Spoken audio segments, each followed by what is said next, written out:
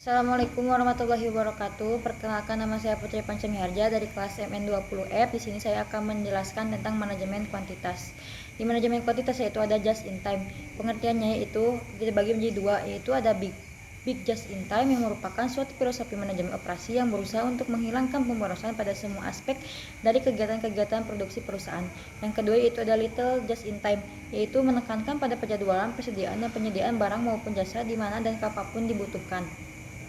Selanjutnya yaitu ada struktur tentang manajemen kuantitas, yaitu ada kualitas, fleksibilitas, di tengahnya ada sasaran umum organisasi, di sebelahnya ada biaya, dan di bawah ada responsif.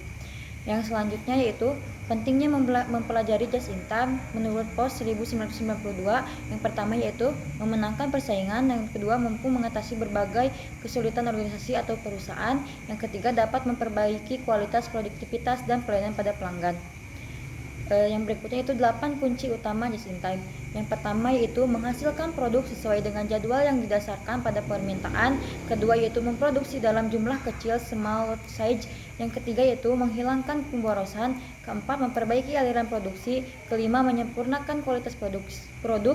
Keenam, orang-orang yang tanggap. 7, menghilangkan ketidakpastian. 8, menekankan pada pemeliharaan jangka panjang. Lalu yang berikutnya adalah manfaat utama just in time menurut Heiser dan Render 1999. Yang pertama yaitu persediaan berkurang. Just in time bukan zero inventory, melainkan small lot size atau minimasi persediaan. Kedua yaitu perbaikan mutu, yaitu membuat hanya produk yang sesuai dengan kebutuhan dan harapan pelanggan. Yang ketiga, pengurangan biaya, yaitu mengurangi biaya-biaya yang timbul akibat melakukan kegiatan yang tidak menambah nilai atau manfaat bagi suatu produk. Yang keempat yaitu pengurangan ruang yang dibutuhkan. Yang kelima, pengurangan lead time, jangka waktu pemesanan barang sampai dengan kedatangan barang. Keenam, peningkatan produktivitas. Ketujuh, fleksibilitas lebih besar, yaitu dalam keahlian karyawan, jumlah unit yang dihasilkan, jumlah bahan baku yang harus datang, dan sebagainya. Yang kedelapan yaitu hubungan dengan pemasok akan lebih baik. Kesembilan yaitu kegiatan penjadwalan dan pengendalian lebih sederhana karena sangat tergantung pada keinginan pelanggan. Kesepuluh yaitu peningkatan kapasitas yang dapat dilakukan setelah pangsa pasar meningkat dan profit tinggi. Ke-11 itu pemberdayaan sumber daya manusia semakin baik dan filosofi mutu mengadakan perbaikan secara terus-menerus dan berkesinambungan. Yang ke-12 yaitu variasi produk lebih banyak mengikuti keinginan pelanggan. Lalu ada total quality management. Pengertian total quality management itu merupakan suatu proses metode kuantitatif dan sumber daya manusia untuk memperbaiki dalam penyediaan bahan baku maupun pelayanan bagi organisasi.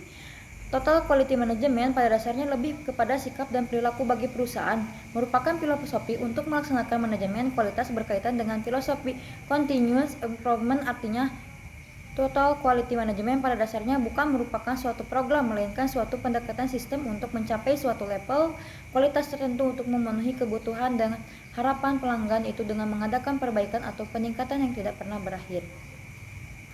Selanjutnya itu budaya yang digunakan dalam melaksanakan total quality management. Yang pertama yaitu komunikasi terbuka, pemberdayaan, pencegahan kesalahan, fokus eksternal, kesesuaian terhadap kualitas, perubahan dan perbaikan secara terus-menerus, hubungan kerjasama, dan terakhir penyelesaian masalah hingga akar masalah. 7 elemen penting dalam total quality management. Yang pertama itu kepemimpinan dan komitmen. Kedua, keterlibatan penuh seluruh karyawan. 3, perencanaan yang baik. 4, strategi pelaksanaan. 5, pengukuran dan evaluasi. Keenam, pengendalian dan perbaikan. Ketujuh, mencapai dan mempertahankan standar kesempurnaan.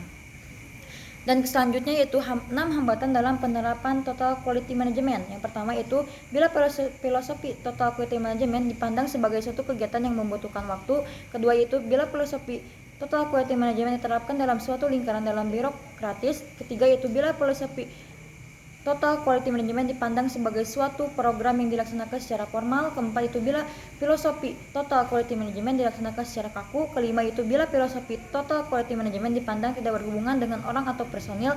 Keenam, bila filosofi total quality management sebagai hanya dilakukan untuk kelompok ahli atau spesialis. Lalu apa hubungan just in time dengan total quality management? Untuk mengimplementasikan just in time diperlukan adanya sistem total quality secara keseluruhan dalam organisasi. Just in time mensyaratkan semua departemen dapat menanggapi kebutuhan-kebutuhannya. Apabila departemen produksi melaksanakan just in time tetapi organisasi secara keseluruhan tidak mengupayakan total quality management, maka personil departemen produksi akan menghadapi hambatan yang besar. Selain itu, just in time juga mensyaratkan perubahan sehingga seringkali timbul penolakan dari departemen uang memiliki komitmen untuk berubah, kaizen atau perbaikan secara terus-menerus. Selalu beriringan dengan total quality management, bahkan sebelum filosofi total quality management ini terlaksana atau sebelum sistem mutu dapat dilaksanakan dalam suatu perusahaan, maka filosofi ini tidak akan dapat dilaksanakan sehingga perbaikan secara terus-menerus ini adalah usaha yang melekat pada filosofi total quality management itu sendiri, sehingga kaizen bisa juga merupakan suatu kesatuan pandangan yang komprehensif dan terintegrasi. Sekian yang bisa saya sampaikan. Terima kasih. Wassalamualaikum warahmatullahi wabarakatuh.